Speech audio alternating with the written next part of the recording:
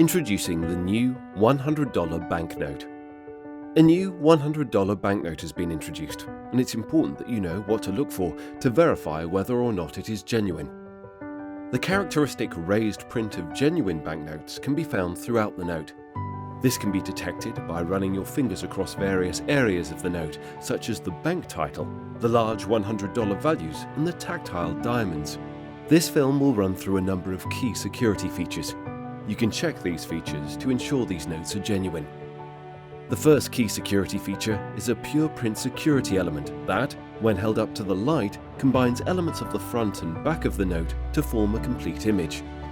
On the back of the banknote, the wide security stripe has a three-dimensional image of a fish swimming that can be seen when the note is tilted. There are the small letters CBB around the water droplet. On the front of the banknote, near the center, there is a shell that changes color from metallic green to gold with a circular pattern that moves across the shell as you tilt the note.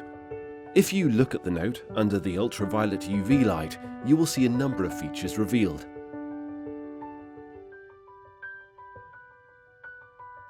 On the front, you will see 100 and the serial numbers will illuminate.